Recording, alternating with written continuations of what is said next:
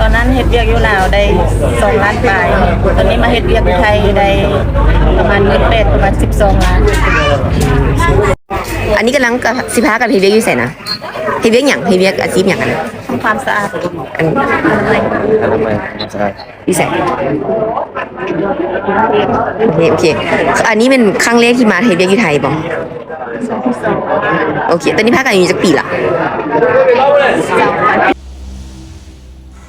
สบายดีพี่น้องสวัสดีค่ะพี่น้องจ๋ามื้อนี้มาพบกับซ่องสาวหล่าซะแนวอีกแล้วเด้อมาพบมาพอกับสลาอยู่เพื่อนเด้อพี่น้องสบายดียามมื้อแลงเนาะตอนนี้ก็เป็นเวลา 18:16 นาทีเนาะพี่น้องโอเคพี่น้องมื้อนี้สลากะมีเรื่องราวของคนลาวไปทำงานที่ประเทศไทยมาบอกให้พี่น้องฟังเนาะบอกเลยว่าแต่ก่อนน่ะเฮ็ดงานอยู่ลาวน่ะได้เดือนละ2 ล้านปลายเนาะหลังจากที่ตัดสินใจไปเฮ็ดงานอยู่ที่ประเทศไทยอ่ะได้เดือนละ12 ล้านปลายเนาะใส่คำว่าเป็น10เท่าเนาะพี่น้องป้าน่ะบ่ให้คนลาวพากันหลั่งไหลแห่แหนเขาไปเฮ็ดงานอยู่ไทยเนาะพี่น้องก็เบิ่งแต่รายได้ที่ล่ะใส่คำว่า10เท่าจากเฮ็ดงานอยู่บ้านตัวเองเนาะพี่น้องเนาะสลาเห็นและสลาก็ยังดีใจแทนคนที่ตัดสินใจไปเฮ็ดงานอยู่ไทยเนาะพี่น้องคนใดที่มีแผนที่กำลังตัดสินใจไปเฮ็ดงานอยู่ไทยน่ะฟ้าออกไปเด้อพี่น้องบอกเลยว่าเขาไปเฮ็ดงานอยู่ไทยอ่ะบ่มีคำว่าผิดหวังเนาะถ้าหากว่าเฮาเข้าไปตามระเบียบกฎหมายของเพิ่นเนาะพี่น้องและก็มีจิตใจที่มุ่งมั่นน่ะอดออมขยันหมั่นเพียรบ่เอียงงานบ่มีเงินน้อยบ่คอยวาสนาเนาะและที่สำคัญประหยัดเงินเป็นบอกเลยว่าเข้าไปแป๊บเดียวสามารถตั้งตัวได้ไวเนาะพี่น้องสามารถตั้งตัวตั้งรากฐานชีวิตที่ดีขึ้นจากเมื่อก่อนเนี่ยได้ไวเนาะพี่น้องเนาะสละพิสูจน์มาแล้วเนาะพี่น้องบอกเลยถ้าหากว่าบ่มีประเทศไทยน่ะสละบ่สามารถที่มาอยู่ในจุดนี้ได้เนาะพี่น้องถามว่าทุกมื้อนี้สละมีและสละบ่ได้รวยสละบ่ได้มีเนาะแต่ใส่คำว่ามีพออยู่พอกินเนาะพี่น้องย้อนไปเฮ็ดงานอยู่ประเทศไทยเนาะพี่น้องเนาะป่ะพี่น้องเดี๋ยวเฮาไปเบิ่งคลิปกันก่อนเนาะหลังจากนั้นเฮาจะมาเว้ามาคุยกันในมุมของคนที่เคยเข้าไปเฮ็ดงานอยู่ประเทศไทยกันเนาะพี่น้องเนาะก่อนอื่นเบิร์ดสละก็ต้องขออนุญาตเจ้าของคลิปเด้อขออนุญาตนำเสนอคลิปนี้ต่อเพื่อเป็นแบบอย่างให้กับคนลาวรุ่นหลังที่กำลังตัดสินใจเขาไปเฮ็ดงานอยู่ประเทศไทยเนาะพี่น้องเนาะไปเดี๋ยวไปเบิ่งคลิปกันก่อนเลยตอนนั้นเฮ็ดเวียกอยู่ลาวได้2 ล้านปลายตอนนี้มาเฮ็ดเวียกอยู่ไทยได้ประมาณ18ประมาณ12 ล้านอันนี้กำลังกับสิพากับเฮเวียกอยู่ใส่นะเฮเวียกอย่างเฮเวียกอาชีพอย่างนั้นทำความสะอาดอันใช่ พี่ใส่โอเคอันนี้เป็นครั้งแรกที่มาเฮเวียกอยู่ไทยบ่โอเคตอนนี้พากันอยู่จักปีละ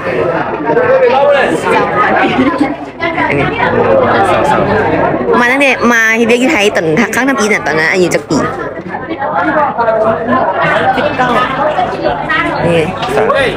อ๋อโอเคโอเคแล้วอยากรู้ว่ามาเฮเวียกอยู่ไทยน่ะได้จ่ายค่าได้จ่ายหลายบ่ปันได้ใจพาพ่อพานาไปตอนนั้นที่เฮ็ดเวียกน่ะแม่นได้เงินเดือนเท่าใดเดือนสูงสุด8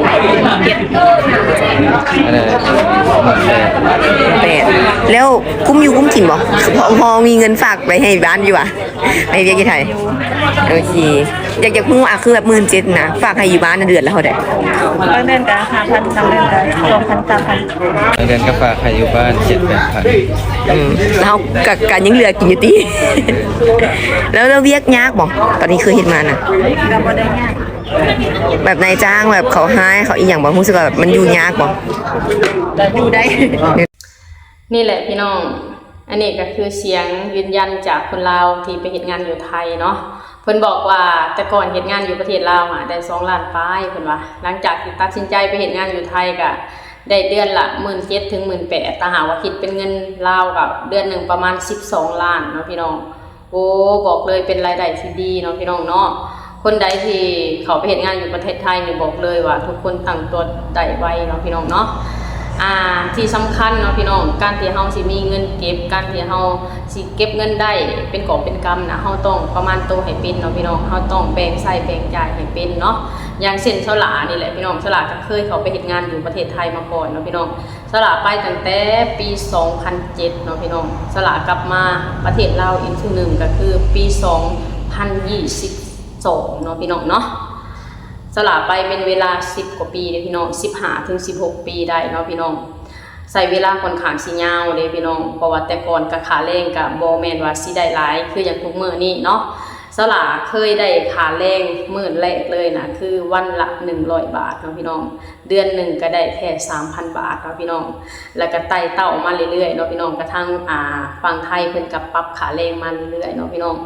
จนมายุดอยู่ที่วันละ200ยุดอยู่ที่วันละ353 บาทเนาะพี่น้องก็คือสลากไปเฮ็ดงานล่าสุดที่สลากออกมาก็คือได้วันละ353 บาทรวมรวมอีหยังก็ประมาณ500กว่าบาทเนาะพี่น้องเป็นรายได้ที่สลากสร้างได้เป็นกอบเป็นกำเก็บเงินได้เป็นกอบเป็นกำเนาะพี่น้องเนาะเดือนหนึ่งสลากสามารถเก็บเงินได้แบบเดือนหนึ่งนะพี่น้องสลากสามารถเก็บเงินได้เดือนละขั้นต่ำอยู่ที่ 20,000 บาทเนาะพี่น้องก็คือหักค่าใช้จ่ายทุกอย่างแล้วเนาะพี่น้องสลามีค่าใช้จ่ายทั้งเบิดแต่ละเดือนน่ะอยู่ที่เดือนละ 13,000 บาทบ่ให้เกินนี้เนาะพี่น้องสลาสิมีค่าส่งมาบ้านคือให้พ่อให้แม่ทุกเดือนเดือนละ 5,000 บาทเนาะพี่น้องและสลาสิแบ่งกินแบ่งใช้ในแต่ละเดือนน่ะบ่ให้เกินเดือนละ 8,000 บาทเนาะพี่น้องเฮาต้องมีจังใดเฮาต้องมีข้อกำหนดให้ชัดเจนในการเก็บเงินของเฮาเนาะพี่น้องบอกเลยคนใดที่ตัดสินใจเข้าไปเฮ็ดงานอยู่ที่ประเทศไทยนะพี่น้องถ้าหากว่าคนใดที่มีจิตใจมุ่งมั่นนะคนใดที่อดที่ออมเป็นนะบอกเลยว่าแป๊บเดียวสามารถตั้งตัวได้เนาะพี่น้อง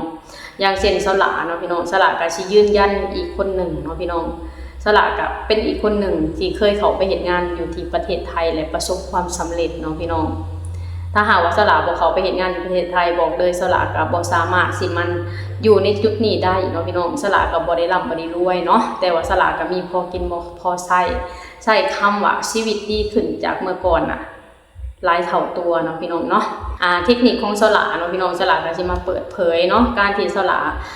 เก็บเงินในแต่ละเดือนสลาสิมีเป้าหมายชัดเจนเนาะพี่น้องสลาสิมีกรอบในการเก็บเงินสลาสิมีกรอบในการใส่เงินเนาะใส่คำว่าเก็บให้หลายใส่ให้น้อยที่สุดเนาะพี่น้องการเก็บเงินของสลานี่สลาสิบ่มีกฎเนาะพี่น้องเก็บหลายเท่าใดแห่งดีแต่การใส่เงินเนี่ยสลาสิมีกฎเนาะพี่น้องสลาสิมีกฎแล้วก็มีกำหนดในการใส่เงินเนาะบอกเลยว่าทุกคนที่ก้าวขาเขาไปเฮ็ดงานอยู่ประเทศไทยถ้าหากว่าทุกคนมีระเบียบวินัยในการใส่เงินทุกคนมีจิตใจที่มุ่งมั่นนะมีความกระตือรือร้นในการหาเงินบอกเลยว่าทุกคนประสบความสำเร็จเนาะพี่น้องเนาะคืออย่างหลายๆคนที่เขาไปเฮ็ดงานอยู่ไทยนี่บอกเลยว่าแต่ละคนสามารถประสบความสำเร็จได้เนาะพี่น้องพิสูจน์ได้หลายๆคนใส่คำว่าหลายแสนคนพุ่นแหละที่ตัดสินใจเขาไปเฮ็ดงานอยู่ประเทศไทยแล้วมีบ้านมีรถมีเรือนมีชีวิตที่ดีขึ้นเนาะพี่น้องเนาะนี่แหละพี่น้องที่สำคัญสลาก็อยากฝากให้พี่น้องชาวลาวทุกคนเด้อคนใดที่กำลังมีแผนหรือว่าคนใดที่เขาไปเฮ็ดงานอยู่ประเทศไทยแล้วเฮาสมควรอยู่ตามกฎหมายของเพิ่นเนาะพี่น้องเฮาสมควรมีบัตรถูกต้องตามกฎหมายและเฮาสิอยู่กับประเทศไทยได้ยาวๆเนาะพี่น้องบอกเลยประเทศไทยแขนหลับพี่น้องชาวลาวเนาะคนไทยนายจ้างไทย